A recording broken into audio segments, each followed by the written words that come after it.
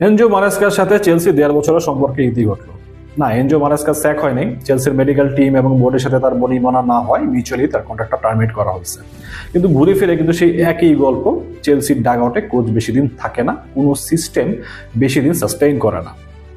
Chelsea এই মুহূর্তে ওয়ার্ল্ডের পপুলার একটা ক্লাব, লন্ডনের ক্লাব, অনেক আলোচনায় থাকে।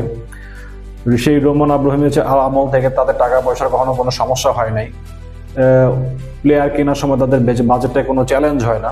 বাট চেলসি সেই একটা ক্লাব যারা এত বছর পরেও, তাদের এত সাপোর্টার থাকার পরেও তাদের কিন্তু কখনো একটা ভালো ক্লাব কালচার দাঁড়ায় নাই। কেন ক্লাব কালচার দাঁড়ায় নাই? ক্লাব কালচারটা আসলে তখন দাঁড়াইতো যদি কোচরা লং টাইমে থাকতো, লং টাইমে থাকার ফ্রিডমটা পেয়ে সে একটা ভালো সিস্টেম বিল্ড আপ করতো এবং সেই সিস্টেম অনুযায়ী, সিস্টেমের ডিমান্ড অনুযায়ী যদি প্লেয়ারদের অনবোর্ড করা হতো। এই কালচারটা চেলসি কখনোই ফলো করে নাই। যার ফলে যেটা হয়েছে, এর ফলে যেটা হয়েছে, কোচ আসে কোচ যায়, কোনো সিস্টেম কোনো ট্যাকটিক্স ফিক্স থাকে না, প্লেয়ার আসে প্লেয়ার যায়। কিন্তু এই যে প্লেয়ারদেরকে কেনা হয়, এই প্লেয়ারদেরকে কেন কেনা হয়েছে, কোন পজিশনে কোন রোলে খেলার জন্য কেনা হয়েছে, কার রিপ্লেসমেন্ট অথবা কোন প্লেয়ারের ব্যাকআপ হিসেবে কেনা হয়েছে, এটার কোনো ঠিক ঠিকানা থাকে না। যাকে খুশি তাকে কিনা হয় এবং এই প্লেয়ারগুলো দেখা যাচ্ছে যে জাস্ট টিমে এসে একটা ওভারলোডেড স্কোয়াডে তো সে কোন পজিশনে খেলবে, কোন রোলে খেলবে, এটার কোনো গ্যারান্টি থাকে না। গেম টাইম ঠিক মতো পাবে কিনা তারও কোনো সিউরিটি নাই। দেখা যাচ্ছে যে অনেক প্লেয়ার হয়তো বা ওভার রেটেড এভারেজ ছিল, বাট অনেক ট্যালেন্টেড প্লেয়ারও আসছিল যারা কিনা কোনো ফিক্সড রোলে সেভাবে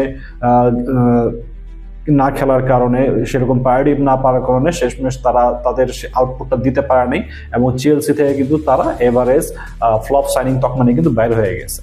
তারপরও চেলসি অনেক ভালো রেজাল্ট দিছে, স্পেশালি ইউসিএল এই মাঝখানে কয়েক বছর তারা ইউসিএল জিতছে, ইউরোপা জিতছে, কনফারেন্স লিগ জিতছে এবং স্পেশালি লাস্ট ইয়ারে তারা ইউসিএল উইনার পিএসজি কে হাইরা ক্লাব ওয়ার্ল্ড কাপও জিতছে। কেন জিতছে?